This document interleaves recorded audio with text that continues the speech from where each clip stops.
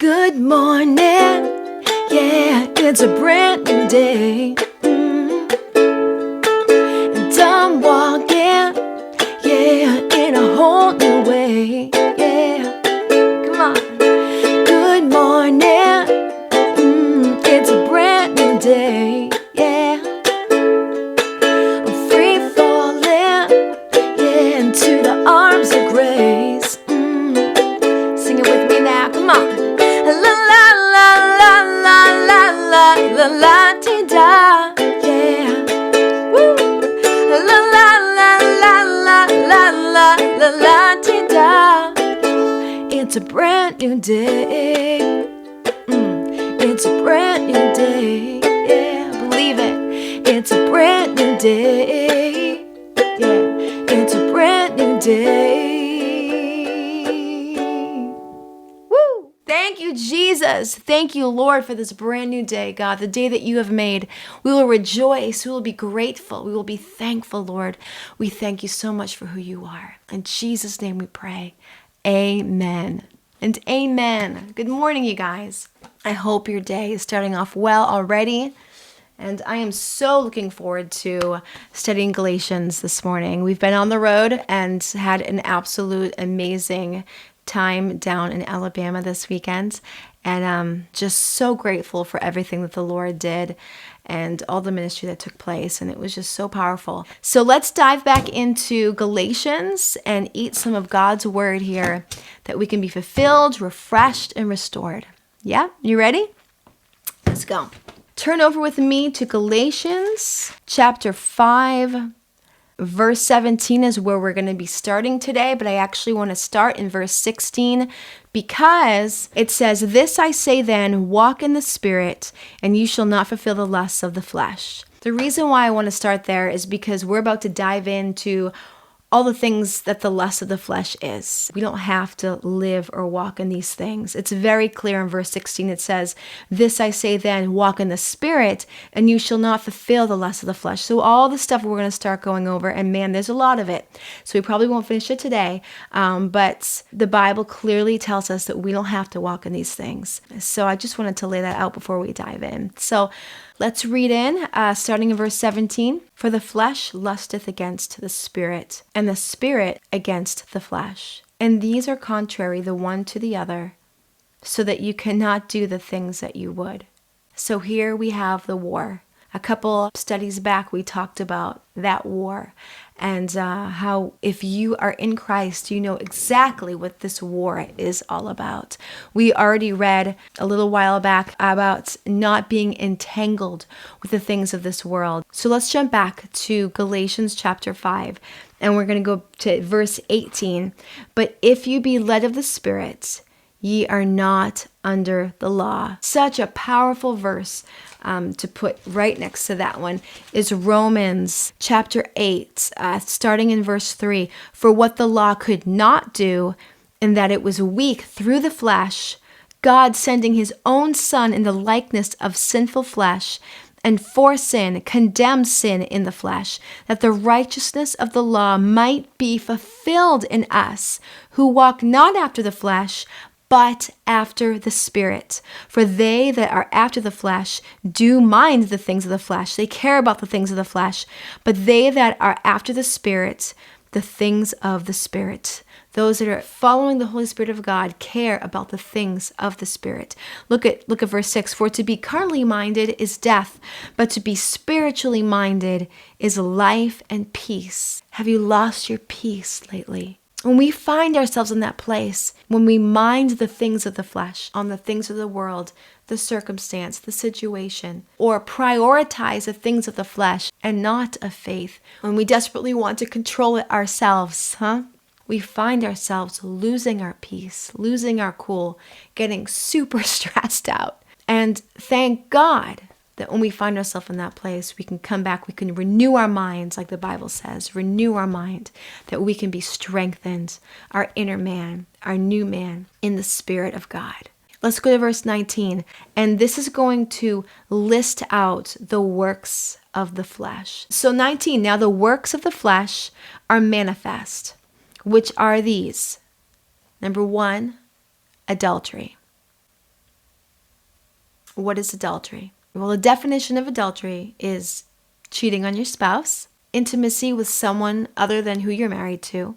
The world, they have their own philosophy of what marriage is or what it looks like, but biblical marriage, where we actually get the whole idea of marriage from God, so anything apart from a biblical idea of what marriage is and what it should be is a complete twisted, perverted variation of what marriage actually should be.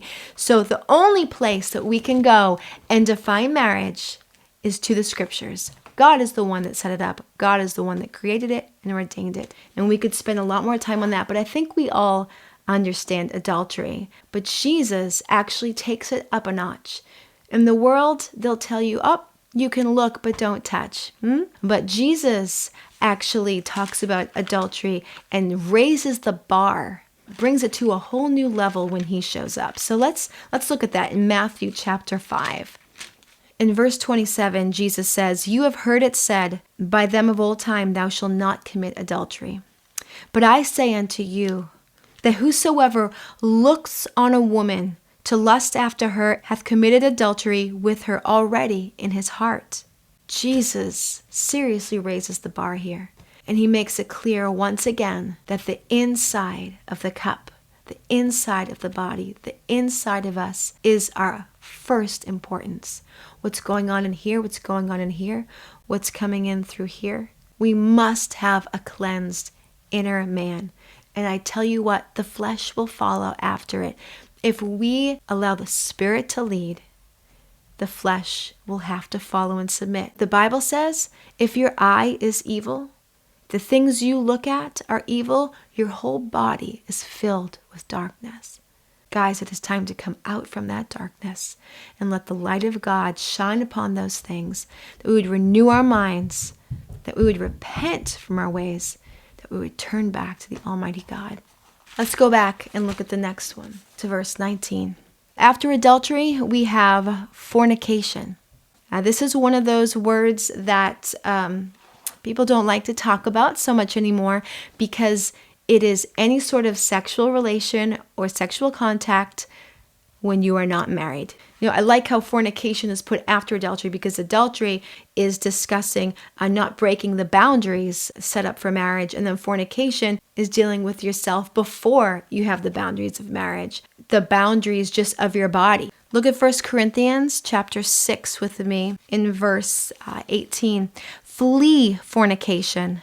Every sin that a man doeth is without the body.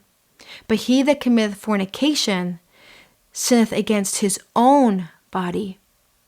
What? Know you not that your body is the temple of the Holy Ghost which is in you, which you have of God, and you are not your own?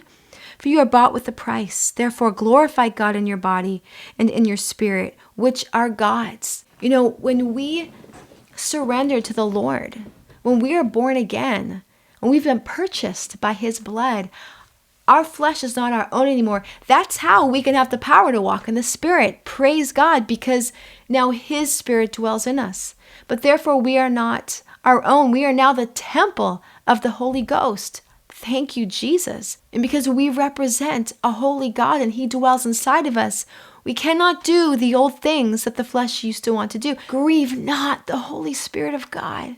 The Bible says that the heart of the flesh is desperately wicked, and no man can know it. Look at here in Mark chapter 7, verse 21 with me. "For from within, out of the heart of men, proceed evil thoughts, adulteries, fornications, murders, and so on." Guys, don't follow your heart just because you love him or her and your heart tells you to do something. Absolutely does not mean you should do it. Regardless of whatever love song you listened to or heard someone say, do not follow your heart. Follow the Holy Spirit.